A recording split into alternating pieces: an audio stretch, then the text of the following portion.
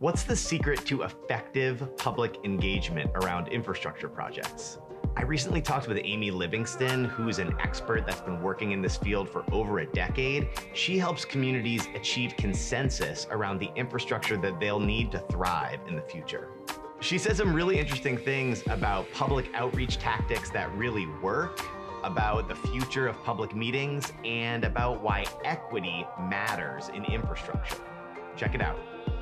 I am not an engineer, and I think that's what makes me good at my job. I sit between the public and the engineers, and often I'm translating the technical documents to those items so folks can understand what's going on and what the process is and how they can be engaged in it. What are the signs that an infrastructure project has engaged in effective public outreach? Like, how do you know that it's working? And conversely, what are the red flags that tell you that what you're doing might not be effective?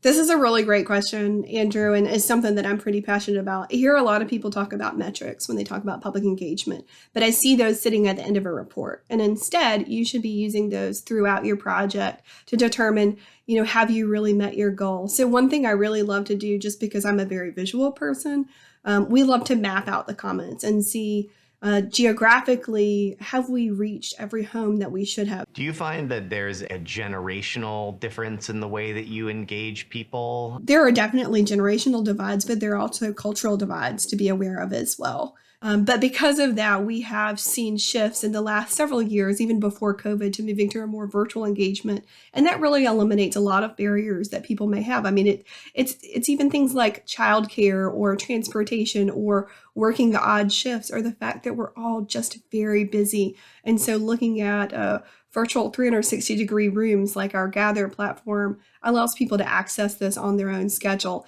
And don't be deceived. We have had people say, well, goodness, that probably only reaches a younger demographic. I can tell you that is not the case. I've had projects in communities where the demographics ranged older than in some other communities, largely retirement communities. We deployed that solution there and had quite an amount of comments there. And actually, a number of the comments were positive, just talking about the engagement process itself. I mean, something that we do see a little trending differently is using subscription-based audio, like a Spotify, and advertising there. You can target pretty much like you can target on social media, but also looking to get a younger demographic, because that's actually the demographic that tends to be the hardest to get to participate in projects. Have you seen the changing times and the changing technologies alter what works and what doesn't work? Are there methods that, were awesome 10 years ago that don't work that well anymore? I would say what is old is new again. So during the pandemic in specific, we noted a lot of, I have to admit, I had a lot of ideas that I thought were absolutely genius. And I came to our project team and they told us, oh yeah, we used to do that 20 years ago. That is a great idea. So, and here's a good example, mailing out comment cards with return stamp addressed envelopes. We get so much digital clutter now that going to some of these traditional mechanisms is really working well for us. In your view, why is equity an important element to consider when you are developing public infrastructure? Wow, what a loaded question, and if I could even answer that in this short period of time. But I think first and foremost, we want to make sure that the solutions that we're coming up with on the infrastructure side take into consideration the thoughts, the concerns, the life, the pattern of the day-to-day activity all of the users of that infrastructure include.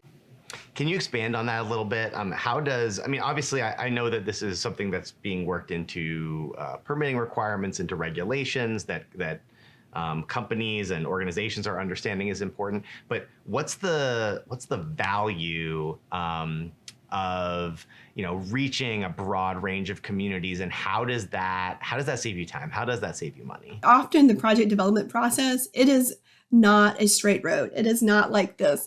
Instead, it has a lot of valleys and troughs and squiggles and movements all over the place.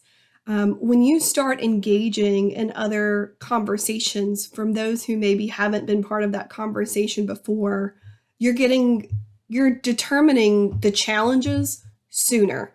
So if you go to implement something and you haven't gotten that feedback from the community and you start going down the implementation path and all of a sudden there's red flags everywhere, maybe there's protests, you start getting the political elements involved, that's going to slow things down. Nothing slows things down more than politics, right? So if you're engaging and making sure those constituents are engaged in the front end, then you can eliminate that controversy on the back end.